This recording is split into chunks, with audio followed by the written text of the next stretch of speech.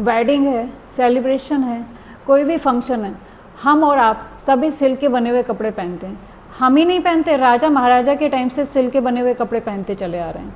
क्यों? क्योंकि ये हमें एक यूनिक लुक देता है, सॉफ्ट भी होता है और स्ट्रॉन्ग भी होता है। स्ट्रॉन्ग इतना होता है जितना क्या स्टील फाइबर होता है। इतनी सारी क्वालिटीज़ होने की वजह से सिल्क फाइबर को क्वीन ऑफ फाइबर बोला जाता है। मीन्स जितने भी फाइबर हैं उन सब में क्वीन फाइबर किसको बोला गया है? सिल्क को बोला गया है। अब ये जो सिल्क फाइबर है ये मिलता है किससे? आपका आंसर होगा मैम, सिंपल सा आंसर है, सिल्क वॉर्म। अब ये जो सिल्क वॉर्म है, सिल्क वॉर्म से मिलता है या सिल्क मॉथ से मिलता है? ये कन्फ्यूज़न है। ये है क्या? Silk moth, silk worm, pupa, cocoon, ये सारे डिफरेंट नाम क्या हैं? सिल्क इंसेक्ट की लाइफ में आने वाली डिफरेंट स्टेजेस हैं। उन्हीं से हम देखेंगे कि सिल्क फाइबर मिलता कैसे है। क्या ये भी सिल्क फाइबर वूलन फाइबर की तरह स्किन से मिलता है या फिर और कोई ऑर्गन इसमें पार्टिसिपेट करता है?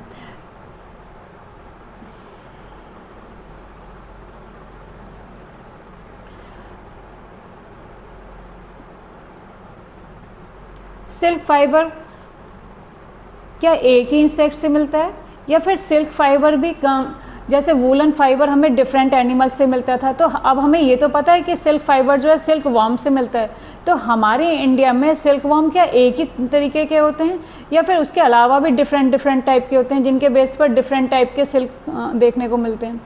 इंडिया के सिल्क मैप को देखने पर क्या पता चलता है कि सबसे ज़्यादा जो सिल्क का प्रोडक्शन होता है वो मलबरी सिल्क का होता है। नंबर 1 पर किसका प्रोडक्शन होता है? Mulberry silk.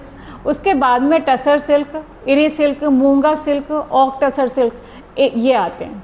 तो सबसे ज़्यादा जो प्रोडक्शन होता है मलबरी सिल्क का ही क्यों होता है? इसके पीछे रीज़न क्या है? मीन्स 90% ऑफ सिल्क प्रोडक्शन किससे मिलता है? हमें मलबरी सिल्क से मिलता है। इसके पीछे रीज़न क्या है?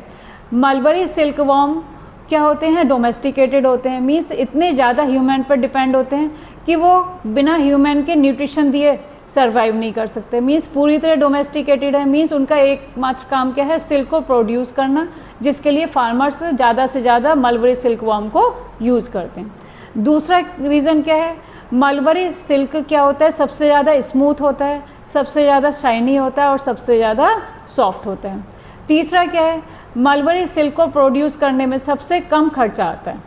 Means mulberry silk worm mulberry plant की लीव्स को खाकर बड़े होते हैं। जितना अच्छा न्यूट्रिशन मिलता है उतना ही अच्छा प्रोडक्शन भी होता है। मीन्स जितना अच्छा उनको न्यूट्रिशन लीव मिलेंगी उतना ही अच्छा वो सिल्क को प्रोड्यूस करेंगे। तो तीनों रीज़न की वजह से क्या होता है? मलबरी सिल्क वॉर्म को रियर किया जाता है और इसी से मलबरी सिल्क को प्रोड्यूस किया जाता है। तो सबसे ज़्यादा अमाउंट किसकी होती है? मलबरी सिल्क की होती है because of mulberry silk worm.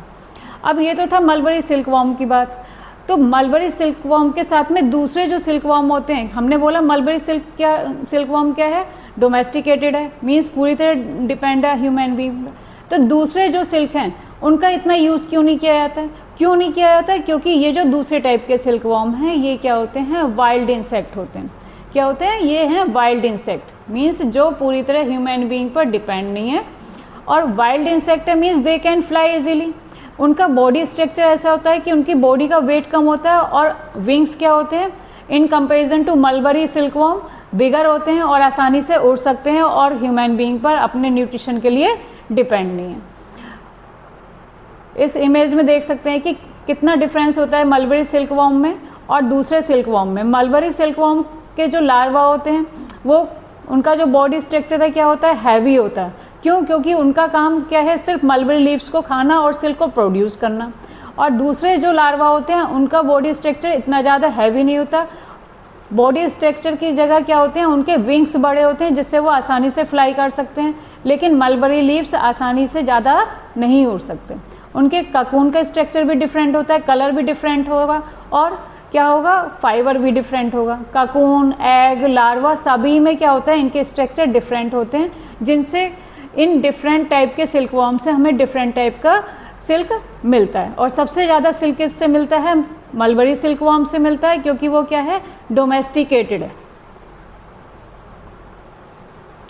अब ये डिफरेंट टाइप के सिल्क वॉर्म से क्या मिलते हैं? हमें डिफरेंट टाइप के सिल्क फैब्रिक भी मिलते हैं जो क्या है? Mulberry silk. अभी हमने बोला कि सबसे ज़्यादा जो प्रोडक्शन होता है किसका होता है? मलबरी सिल्क का होता है। 90% of silk production mulberry silk. अब ये क्या है, क्यों होता है? क्योंकि ये लीस्ट एक्सपेंसिव होता है, सबसे कम सस्ता। तो हम किसी भी इंडस्ट्री में कब यूज़ करते हैं? जो जिससे हमें कम से कम खर्चा पड़े और प्रोडक्शन क्या हो, सबसे ज़्यादा हो। तो यही क्या है, मलबरी सिल्क वॉर्म को यूज़ करने का बेनिफिट है। सेकंड नंबर पर किसका आता है? टसर सिल्क आता है। टसर सिल्क क्या है? सेकंड मोस्ट प्रोड्यूस्ड, मीन्स सबसे नंबर 1 पर मलबरी सिल्क वॉर्म का यूज़ करते हैं, दूसरे नंबर पर टसर सिल्क का यूज़ करते हैं। इरी सिल्क क्या है? Eri silk in comparison to mulberry silk heavy होता है, लेकिन क्या है, टाइम ड्यूरेशन ज़्यादा होता है, मीन्स इसकी मलबरी सिल्क की कंपैरिजन में ज़्यादा लंबे टाइम तक चलता है। उसके अलावा क्या है, कौन से टाइप के सिल्क हैं? स्पाइडर सिल्क है। स्पाइडर सिल्क क्या है? एक्सपेंसिव होता है। अगर किसी टेक्सटाइल इंडस्ट्री में हम किसी फाइबर का यूज़ करते हैं तो हम किस फाइबर को लेंगे जिसको बनाने में कम से कम खर्चा हो और प्रोडक्शन ज़्यादा मिले। तो यहाँ पर क्या बोला, एक्सपेंसिव होता है उसको प्रोड्यूस करना। तो क्या होता है, टेक्सटाइल के लिए वो इनवैलिड हो जाता है। कौन सा सिल्क इनवैलिड है? Spider silk. नेक्स्ट क्या है आपका? मूंगा सिल्क। मूंगा सिल्क क्या है आपका? आसाम स्टेट में प्रोड्यूस कराया जाता है और ये सेमी डोमेस्टिकेटेड है, मीन्स इसके कुछ सिल्क वॉर्म क्या है, कुछ ह्यूमन बीइंग पर डिपेंड अपने न्यूट्रिशन के लिए, लेकिन कुछ इंसेक्ट क्या होते हैं, वाइल्ड होते हैं और वो ह्यूमन बीइंग पर डिपेंड नहीं है, खुद फ्लाई कर सकते हैं और अपना न्यूट्रिशन खुद ले सकते हैं। नेक्स्ट टाइप क्या आपका? सी सिल्क। जैसे नाम से पता है कि सी सिल्क है, तो ये क्या है, स्मॉल क्वांटिटी में उगाया जाता है और सिल्क के दिखने जैसा एक फाइबर है, सिल्क के जैसा एक फाइबर है, सिल्क नहीं है। और कहाँ पर मिलता है ये? मेडिटेरियन सी में मिलता है। नेक्स्ट लास्ट आपका कॉर्न सिल्क। कॉर्न सिल्क क्या है? जो दूसरे टाइप के सिल्क फाइबर को स्ट्रेंथन देता है, मजबूती देने का काम करता है। ये तो हुए डिफरेंट टाइप के आपके सिल्क। अब इन डिफरेंट टाइप के सिल्क के बेस पर क्या होते हैं, इंडिया में डिफरेंट टाइप के सिल्क फैब्रिक भी पाए जाते हैं। कुछ नाम आपने सुने भी होंगे। फर्स्ट है आपका भागलपुरी सिल्क। भागलपुरी सिल्क क्या है? आर्ट और क्राफ्ट का वर्क करके इसको बनाया जाता है। इस तरीके की साड़ियाँ बनाई जाती हैं जो क्या है, हमारे एंशिएंट वैदिक टाइम से चलती आ रही, मीन्स पुराने टाइम से चलते हुए आ रही हैं। सेकेंड टाइप क्या है? चंदेरी सिल्क है। चंदेरी सिल्क की खासियत क्या होती है कि ये हैंड वोवन फैब्रिक होते हैं। हैंड वोवन मीन्स हाथ से बने हुए होते हैं और इनमें क्या यूज़ किया जाता है? ज्योमेट्रिकल, फ्लोरल और कॉइन प्रिंट का यूज़ किया जाता है। इनका जो प्रिंटिंग होगा उसमें इस तरीके की शेप यूज़ की जाती है। थर्ड टाइप क्या है? Cotton silk. Cotton plus silk means इसमें दोनों फैब्रिक को मिलाया जाएगा। कॉटन क्या होगा? कंफर्टेबल होगा और सिल्क क्या होगा? सॉफ्ट होगा। फोर्थ टाइप क्या है आपका? कांजीवरम सिल्क है। कांजीवरम सिल्क मीन्स क्या हुआ? जिसमें प्योर सिल्क और प्योर जरी का वर्क होता है और ये ट्रेडिशनल ब्यूटी को शो करता है। बनारसी सिल्क। बनारसी सिल्क में क्या होता है? ये मोस्ट क्या होता है?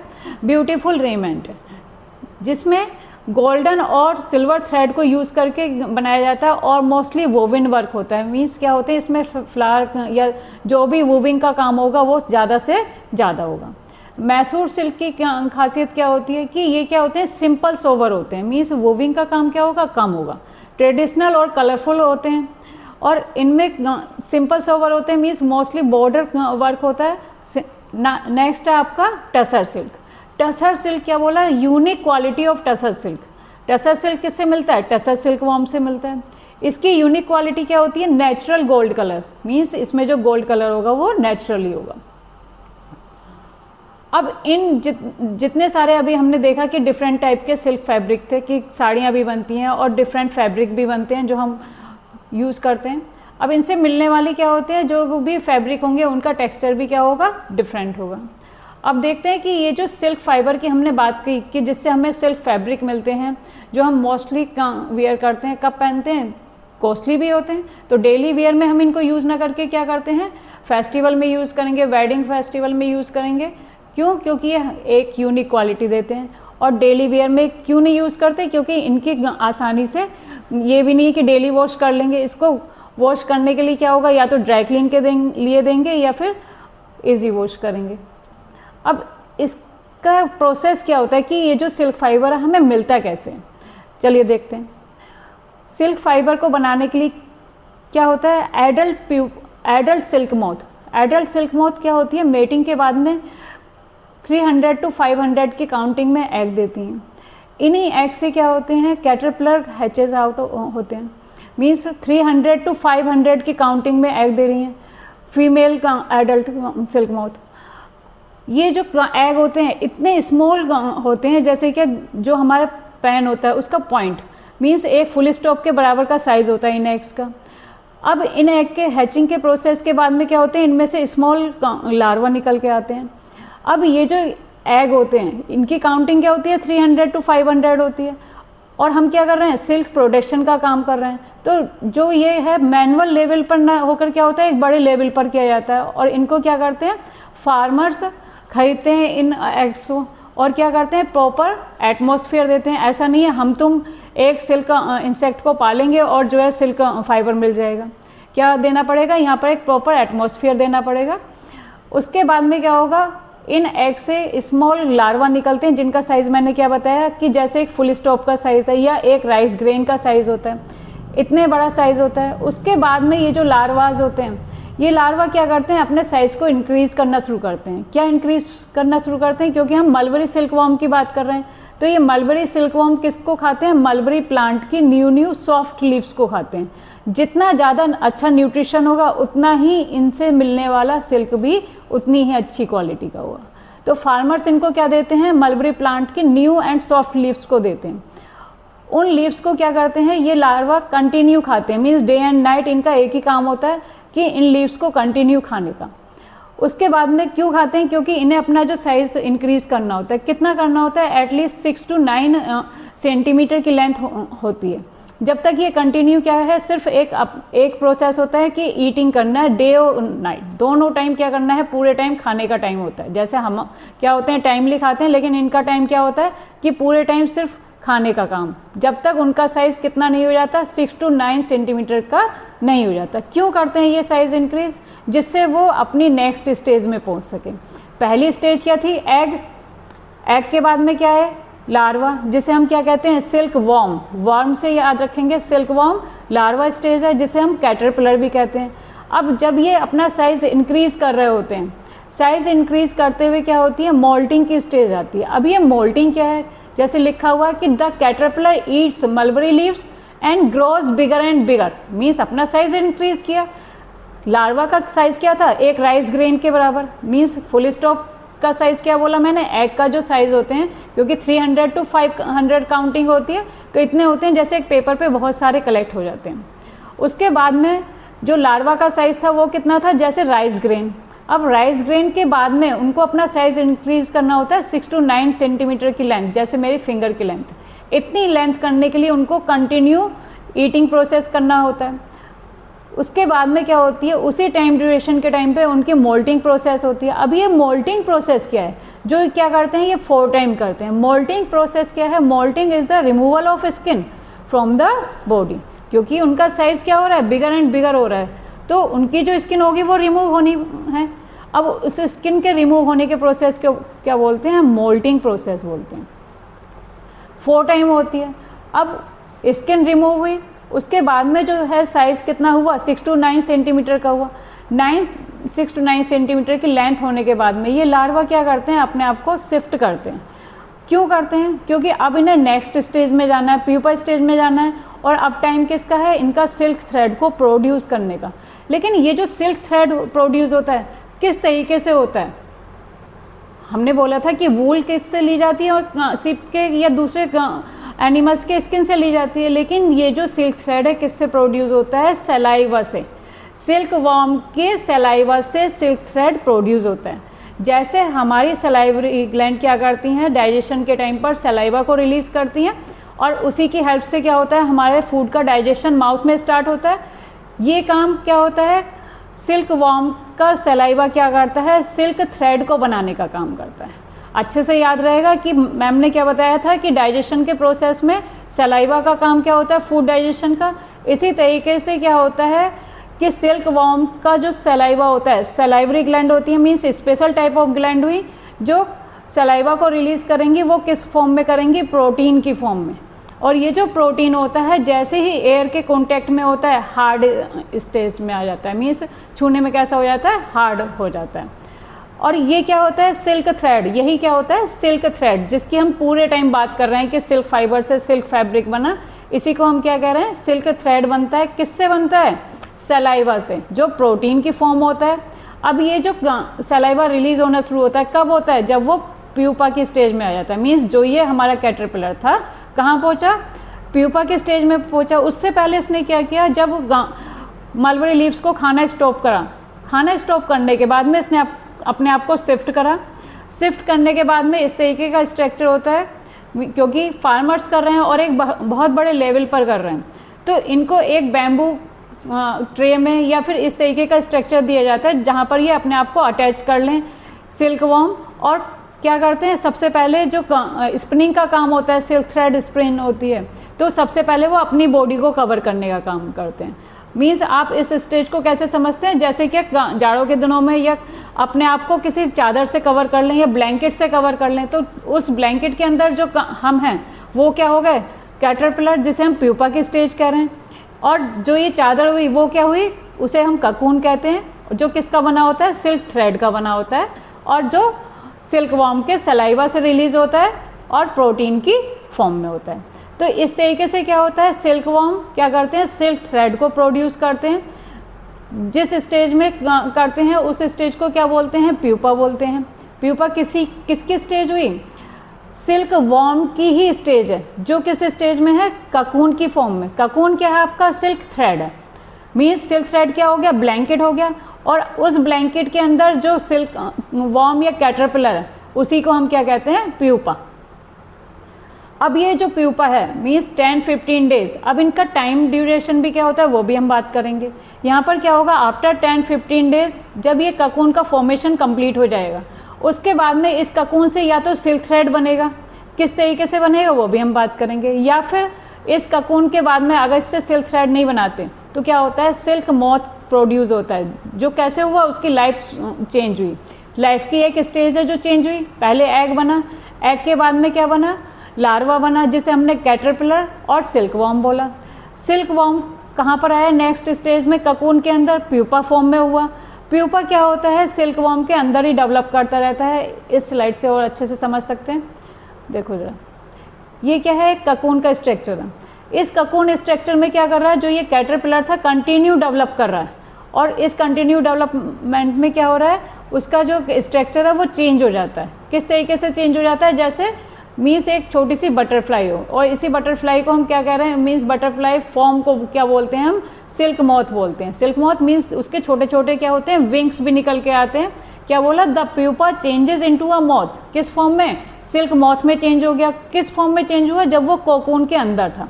प्यूपा डेवलप हो रहा था कंटिन्यू, प्यूपा डेवलप होकर क्या बनाता है, सिल्क मॉथ बनाता है।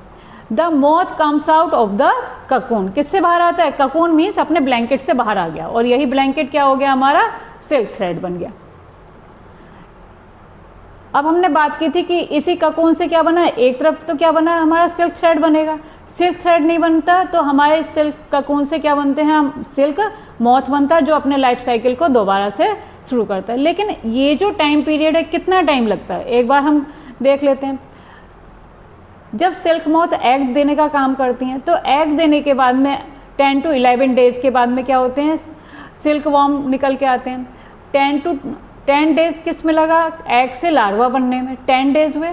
उसके बाद में सिल्क लार्वा से जब वो अपनी एडल्ट स्टेज में मीन्स 6 to 9 सेंटीमीटर की स्टेज में पहुंचते हैं, उस टाइम ड्यूरेशन को क्या बोलेंगे, 20 to 25 डेज। कितने डेज हो गए, 10 + 25 डेज, 35 डेज हुए। 35 डेज प्लस कितना हुआ, प्यूपा स्टेज में जो टाइम ड्यूरेशन क्या होता है आपका, 10 to 15 डेज, मीन्स क्या कितना हुआ यहाँ पर, 50 डेज हुआ। And after pupa stage 5 days for silk moth, कितना हुआ, 5 डेज, मीन्स अबव 55 to 60, इतना टाइम डेज किसके लिए होता है, ये सिल्क वॉर्म की लाइफ साइकिल होती है। मीन्स कोई भी फार्मर अगर सिल्क प्रोडक्शन का काम कर रहा है, वो एक साल में कई टाइम क्या कर सकता है, सिल्क वॉर्म से सिल्क प्रोडक्शन का काम करा सकता है। अब ये जो सिल्क वॉर्म से सिल्क प्रोडक्शन का काम हो रहा है, ये सिल्क वॉर्म को सिल्क फाइबर को प्रोड्यूस कराया जा रहा है, तो उसके लिए एक प्रॉपर ह्यूमिडिटी और टेम्परेचर की ज़रूरत होती है। जैसे यहाँ पर रेयरिंग स्टेज दी हुई है, रेयरिंग क्या हुआ, रेयरिंग किसको कर रहे हैं? Rearing of silk worm. और उसके बाद में मोल्टिंग बोला था मैंने कि मोल्टिंग क्या है? स्किन रिमूवल का वर्क है, 4 टाइम होती है, तो उसके लिए भी टेम्परेचर और ह्यूमिडिटी की अलग ज़रूरत होती है। लीफ फीडिंग का काम हो रहा है तो उसके टाइम पर भी टेम्परेचर और ह्यूमिडिटी की ज़रूरत अलग होगी। अब यहाँ पर देखो जरा, इंक्यूबेशन। इंक्यूबेशन किस प्रोसेस को बोलते हैं? जो एग से क्या होता है, जब लार्वा बनते हैं उस स्टेज को, मीन्स एग को प्रॉपर टेम्परेचर देना जिससे उस टेम्परेचर और ह्यूमिडिटी की वजह से उस एग में से प्रॉपर हेल्दी लार्वा बन सकें, उसी स्टेज को क्या कह रहे हैं? इंक्यूबेशन कह रहे हैं। अब इन टाइम पीरियड में क्या होते हैं? इनके टेम्परेचर, ह्यूमिडिटी, सनलाइट सबकी अमाउंट क्या होती है? डेफिनेट होती है, जिससे क्या है proper life cycle silk worm की चल सके और जिससे ज़्यादा से ज़्यादा सिल्क का प्रोडक्शन हो सके। अब ये तो बात हुई सिल्क वॉर्म से क्या बनने की? ककून बनने की। तो यहाँ पर क्या ककून से सीधे ही सिल्क थ्रेड मिल जाता है? चलिए, सिल्क ककून बना। अब ककून के बाद में और क्या होता है? इन सारे ककून को, क्योंकि एक लार्ज स्केल पर हम सिल्क प्रोडक्शन कर रहे हैं तो हमें ककून की अमाउंट भी बहुत ज़्यादा मिलेगी।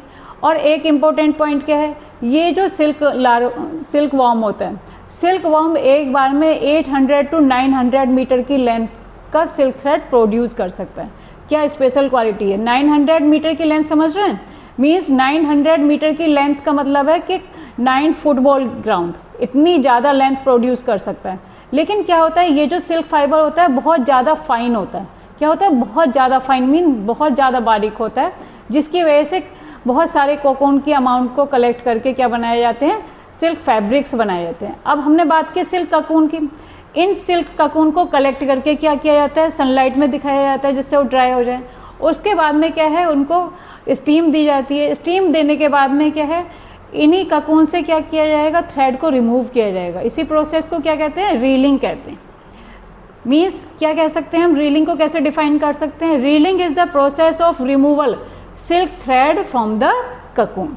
ये तो हुआ रीलिंग कि भाई रील बनाई। रील कभी सुना होगा कि मम्मी सीविंग का काम कर रही हैं तो रील का यूज़ करते हैं। रीलिंग का मतलब क्या हो गया? रील की फॉर्म में सिल्क थ्रेड को पाना। रीलिंग के प्रोसेस से ये देखो जरा, सिल्क इंडस्ट्री में किस तरीके से वीमेन यूज़ कर रही हैं, सिल्क थ्रेड का कलेक्ट कर रही हैं। किस फॉर्म में? रील में बनाया जा रहा है। क्या, कैसे बना रहे हैं? रीलिंग के प्रोसेस से बना रहे हैं। अब इस तरीके से तो ये रील की फॉर्म में क्या कलेक्ट हुआ? सिल्क कलेक्ट हुआ। तो मलबरी सिल्क से मिलने वाला जो सिल्क होता है, मलबरी सिल्क का जो क्या होता है, कलर होता है, वो देखने में क्या होता है? वाइट या क्रीम कलर का होता है। तो सबसे ज़्यादा जो प्रोडक्शन बोला हमने 90% मलबरी सिल्क का बोला। तो ये क्यों होता है? इसकी एक खासियत क्या होती है? क्योंकि इसका जो कलर है वाइट है और क्रीम कलर का होगा तो आसानी से इसको कलरफुल सिल्क में कन्वर्ट कर सकते हैं। कैसे कर सकते हैं? डाई करके। जैसे हम वूलन फाइबर को डाई करते हैं, क्योंकि वूल भी हमें केवल ब्लैक, वाइट और ब्राउन कलर की सीप से मिलती है। तो लेकिन जो भी हम वूलन फाइबर या फैब्रिक पहनते हैं तो लेकिन वो तो कलरफुल होते हैं, तो वहाँ पर हम डाई का यूज़ करते हैं। मीन्स डाइंग के प्रोसेस से क्या करते हैं? वाइट कलर या लाइट कलर के कपड़ों को क्या करते हैं? कलरफुल बना लेते हैं। तो इस तरीके से क्या होता है? वाइट और क्रीम कलर के सिल्क को कलरफुल रील में चेंज कर लेते हैं, जिनका यूज़ करके क्या करते हैं? सिल्क इंडस्ट्री में या जो पीपल वीविंग का काम करते हैं वो सिल्क फैब्रिक को बनाते हैं। अब ये तो स्टोरी हुई इसकी सिल्क फैब्रिक बनता कैसे है, लेकिन क्या ये सिल्क फैब्रिक हमारी इंडिया का प्रोडक्शन है? क्या हमारी इंडिया में सिल्क फैब्रिक बना था? ऐसा कुछ नहीं है। कहाँ पर बना था? ये चाइना का प्रोडक्शन था। सबसे पहले जो सिल्क इंडस्ट्री की स्टार्टिंग हुई थी वो कहाँ पर हुई थी? चाइना में हुई थी। और चाइना में हुई कैसे थी? इसके पीछे भी एक इंटरेस्टिंग स्टोरी है। कैसे हुई थी कि वहाँ की जो एक एम्प्रेस थी जिनका नाम क्या था? सी लुंगची। वो क्या था, एक बार अपने मलबरी गार्डन में टहल रही थी। उन्होंने क्या देखा कि जो मलबरी ट्रीज थे उन पर क्या थे? वाइट वाइट सिल्क, मीन्स कोई इंसेक्ट थे। उन्होंने देखा कि ये जो मलबरी लीव्स हैं ये कटी फटी क्यों है, इसका रीज़न क्या है? तो उन्होंने क्या ऑब्जर्व करा कि उन मलबरी लीव्स पर क्या है? स्मॉल वाइट कलर के इंसेक्ट हैं। क्योंकि हम बात कर रहे हैं मलबरी सिल्क वॉर्म की, उसका स्ट्रक्चर कैसा होता है? वाइट होता है। और उसके साथ में क्या है? कुछ ककून की फॉर्म में भी है, मीन्स अजीब से। तो उसके बाद में क्योंकि गार्डन में थे उन्होंने क्या किया? जैसे ही वो चाय पीने बैठी एक ककून उनके चाय के कप में गिर गया। जैसे ही उसको निकाल के देखा उनके हाथ पर क्या है? एक थ्रेड जैसा स्ट्रक्चर है जो छूने में बहुत ज़्यादा सॉफ्ट था और शाइनी भी था। तो उनके दिमाग में क्या आइडिया आया? क्या नाम था एम्प्रेस का? सी लुंगची उनके दिमाग में आइडिया है कि इसी फाइबर से क्यों ना फैब्रिक बनाए जाएं, जो क्या होंगे, देखने में बहुत ज़्यादा शाइनी होंगे और एक क्या देंगे, रॉयल लुक भी देंगे। तो सबसे पहले जो प्रोडक्शन स्टार्ट हुआ सिल्क का कहाँ पर हुआ, चाइना में हुआ। और क्या हुआ, 100 ईयर्स तक इसको एक सीक्रेट बना के रखा गया। क्यों? क्योंकि ये चाइना का प्रोडक्शन था कि और कोई कंट्री इसको बना ले। लेकिन उसके बाद में क्या हुआ, जो भी ट्रेडर्स और ट्रेवलर्स वहाँ पर गए तो वहाँ से क्या किया, इस तरीके के इस सीक्रेट को हमने भी फॉलो किया और इस तरीके से हमें भी क्या हुआ, सिल्क प्रोडक्शन का पता चला। जिन रूट को ये ट्रेडर्स क्या यूज़ करते थे, आने जाने में यूज़ करते थे, उनको भी सिल्क रूट कहा गया। ये तो स्टोरी थी कि एक छोटे से सिल्क मोथ से कैसे एक इतना शाइनी का सिल्क फैब्रिक तैयार होता है। आपको चैप्टर का एक्सप्लेनेशन कैसा लगा? अगर अच्छा लगा हो तो लाइक और सब्सक्राइब जरूर करना। लेकिन वीडियो को ख़त्म करने से पहले मुझे आपसे एक क्वेश्चन पूछना है। क्या है? एक इंटरेस्टिंग क्वेश्चन। हमने बात करी मलबरी प्लांट की। अब ये जो कभी आपने देखे होंगे कि ये जो स्वीट से फ्रूट हैं, ये फ्रूट कौन से प्लांट से मिलते हैं, और आपको क्या बताना है, इन फ्रूट्स का नाम बताना है कमेंट बॉक्स में कि इन फ्रूट्स को कहते क्या हैं। क्या आपने भी कभी ये खाए हैं? लाइक एंड सब्सक्राइब जरूर करना। अगर चैप्टर आपको लगता है कि हाँ समझने में हेल्प लगी है, मिली है आपको, तो लाइक एंड सब्सक्राइब करना और वीडियो को लाइक करना।